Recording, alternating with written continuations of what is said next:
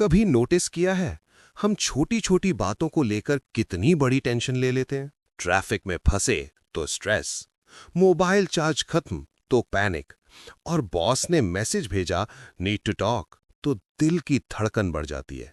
लेकिन Brigid Delaney कहती हैं रिलैक्स।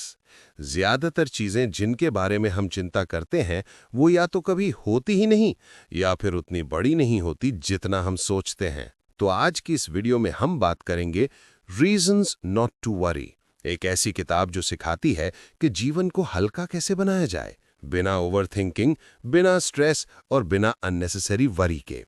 हेलो फ्रेंड्स, समरी अड्डा पर आपका स्वागत है, जहां हम लाइफ चेंजिंग बुक्स को आसान और इंटरेस्टिंग तरीके से समराइज करते हैं ताकि आप हर हफ्ते कुछ नया सीख सकें और अपनी लाइफ को थोड़ा बेहतर बना सकें। तो चलिए शुरू करते हैं बिना वरी किए। Part 1, why we worry so much. आज के जमाने में वरी एक हैबिट बन चुकी है। सुबह से लेकर रात तक हम अपने माइंड में प्रॉब्लम्स का रिहर्सल करते रहते हैं। फ्यूचर के बारे में सोचना गलत नहीं है, लेकिन जब हर थॉट व्हाट इफ से शुरू होता है तो वो प्लानिंग नहीं, ओवर थिंकिंग बन जाती है।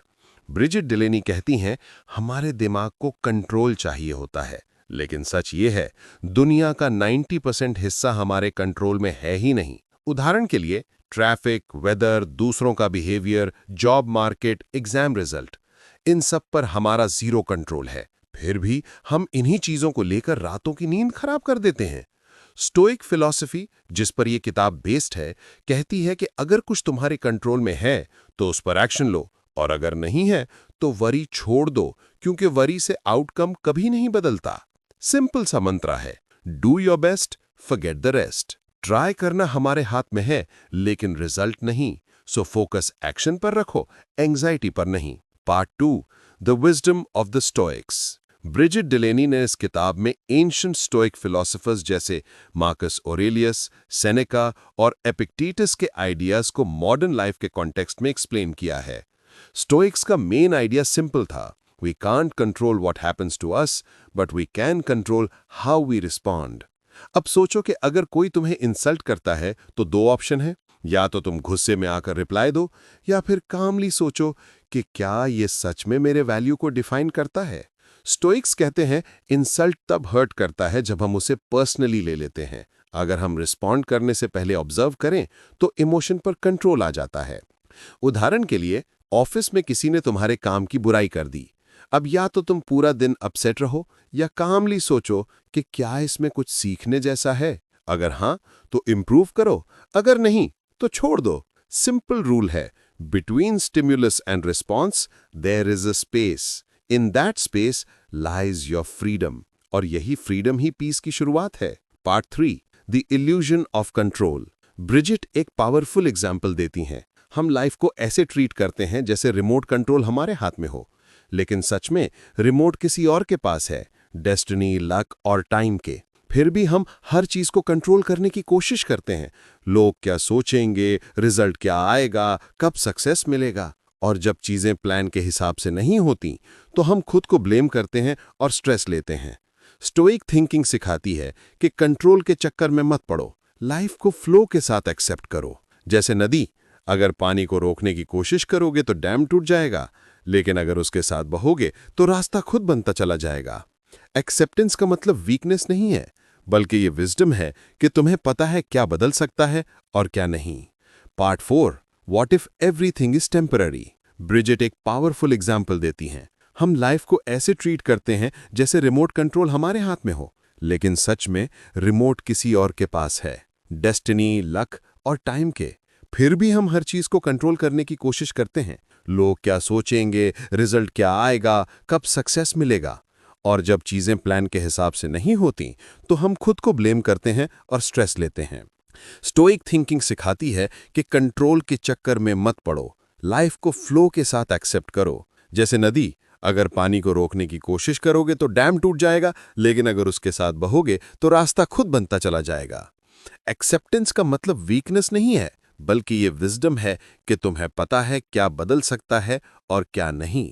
Part 5, what if everything is temporary. Brigitte कहती है अगर एक बार ये सोच लो कि सब कुछ टेम्पररी है तो 90% वरीज अपने आप खत्म हो जाएंगी। जॉब, रिलेशनशिप, मनी, हेल्थ कुछ भी परमानेंट नहीं है और यही टेम्पररी नेचर लाइफ को ब्यूटीफुल बनाता है, क्योंकि अगर सब कुछ हमेशा रहता तो कुछ भी स्पेशल नहीं लगता। स्टोइक्स कहते हैं हर सुबह ये सोचो कि मैं जिन चीजों को प्यार करता हूं वो एक दिन चली जाएंगी। ये सुनने में सैड लगता है, लेकिन इससे ग्रैटिट्यूड बढ़ता है। उदाहरण के लिए, अगर तुम्हें पता हो कि तुम्हारा फेवरेट फ्रेंड या पेरेंट हमेशा नहीं रहेगा तो तुम हर मोमेंट को ज्यादा वैल्यू दोगे। तो जब लाइफ कुछ ले जाए तो दुखी होने से पहले याद रखो that this to shell pass. Part 6, don't be a slave of emotions. हमारे इमोशंस हमारे सर्वेंट होने चाहिए, मास्टर नहीं। लेकिन रियलिटी में हम इमोशंस के गुलाम बन जाते हैं। कोई छोटा सा कमेंट सुनकर पूरा दिन मूड खराब, किसी की सक्सेस देखकर जेलसी और फ्यूचर का थॉट आते ही एंजाइटी शुरू। ब्रिजिट कहती हैं अगर हम हर इमोशन को बस ऑब्जर्व करना सीख लें तो लाइफ आधी पीसफुल हो जाएगी। मान लो तुम स्ट्रेस फील कर रहे हो, instead of saying I am stressed कहो आई एम नोटिसिंग स्ट्रेस। बस इतना पर्सपेक्टिव चेंज और पावर शिफ्ट हो जाता है इमोशन से तुम्हारे पास। इमोशन को दबाना नहीं है, बस वॉच करना है।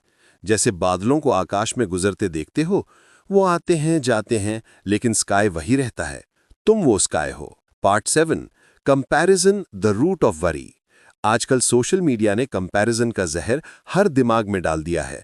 किसी की यूरोप ट्रिप की फोटो, किसी की प्रमोशन, किसी की एंगेजमेंट, और हम सोचते हैं हमारी लाइफ इतनी बोरिंग क्यों है। लेकिन ब्रिजिट कहती हैं कंपैरिजन एक्चुअली एक इल्यूजन है, क्योंकि हम दूसरों की हाईलाइट रील देख रहे हैं, अपनी बिहाइंड द सीन्स से कंपेयर कर रहे हैं। हर इंसान के पास अपना स्ट्रगल होता है, बस वो कैमरा के सामने नहीं दिखता। इसलिए खुद की लाइफ को दूसरों की मेजर टेप से मत मापो। अपने ग्रोथ को अपने वर्जन से कंपेयर करो। क्या मैं कल से थोड़ा बेहतर हूं? बस वही मेट्रिक काफी है। कंपैरिजन छोड़ोगे तो जेलसी और इनसिक्योरिटी अपने आप खत्म हो जाएंगी। Part 8, how to practise calmness in daily life. Book में ब्रिजिट कुछ प्रैक्टिकल टूल्स भी देती हैं। पहला, मॉर्निंग रिफ्लेक्शन। सुबह उठते ही मोबाइल मत उठाओ। 2 मिनट के लिए सोचो, आज अगर कुछ अनएक्सपेक्टेड हो गया तो मैं कामली कैसे रिएक्ट करूंगा। दूसरा, इवनिंग ग्रैटिट्यूड। रात को सोने से पहले 3 चीजें लिखो जिनके लिए तुम थैंकफुल हो। ये हैबिट तुम्हारे फोकस को प्रॉब्लम्स से ब्लेसिंग्स की तरफ शिफ्ट कर देती है। तीसरा, ब्रीदिंग पॉज। जब भी स्ट्रेस महसूस हो, बस 3 डीप ब्रेथ्स लो। ये छोटा सा पॉज तुम्हारे माइंड को रीसेट करता है। और चौथा, डिटैच फ्रॉम ओपिनियंस। हर कोई तुम्हारे बारे में कुछ न कुछ बोलेगा, लेकिन याद रखो उनकी राय तुम्हारी रियलिटी नहीं है। और part 9, the real meaning of happiness. Brigitte कहती हैं हैप्पीनेस किसी परफेक्ट मोमेंट का रिजल्ट नहीं है, बल्कि एक प्रैक्टिस है शांत रहने की, एक्सेप्ट करने की और छोटी चीजों में खुशी ढूंढने की। स्टोइक फिलोसोफर्स कहते हैं the obstacle is the way. मतलब लाइफ में जो मुश्किलें आती हैं वही हमें मजबूत बनाती हैं। अगर लाइफ हमेशा इजी होती तो हम कभी ग्रो नहीं करते। तो अगली बार जब कोई चैलेंज आए तो उसे एनिमी नहीं, टीचर समझो। रियल हैप्पीनेस तब आती है जब तुम कंट्रोल छोड़कर हर मोमेंट को वैसे ही एक्सेप्ट करते हो जैसे वो है। तो चलिए रिकैप करते हैं। वरी तब होती है जब हम कंट्रोल खो देते हैं। स्टोइक्स सिखाते हैं कि एक्शन पर फोकस करो, रिजल्ट पर नहीं। लाइफ टेम्परेरी है, इसलिए हर मोमेंट को चेरिश करो। इमोशंस को ऑब्जर्व करो, उनके गुलाम मत बनो। कंपैरिजन छोड़ो, ग्रैटिट्यूड अपनाओ। ब्रिजिट डिलेनी की ये किताब रिमाइंड कराती है कि लाइफ कॉम्प्लिकेटेड नहीं है, हम खुद उसे कॉम्प्लिकेटेड बना देते हैं अपनी सोच से। अगर हम थोड़ा सा डिटैच होना सीख जाएं, थोड़ा सा एक्सेप्ट करना सीख जाएं, तो हैप्पीनेस ऑटोमेटिकली हमारे पास लौट आएगी। तो दोस्तों, अगर आपको ये समरी पसंद आई हो तो वीडियो को लाइक करें, चैनल को सब्सक्राइब करें और कमेंट में बताएं कि आप किस चीज को लेकर सबसे ज्यादा वरी करते हैं। शायद अगली वीडियो में हम उसी पर बात करें। धन्यवाद दोस्तों, मिलते हैं अगली समरी में। तब तक के लिए वरी कम करो और लाइफ को थोड़ा इजी लो।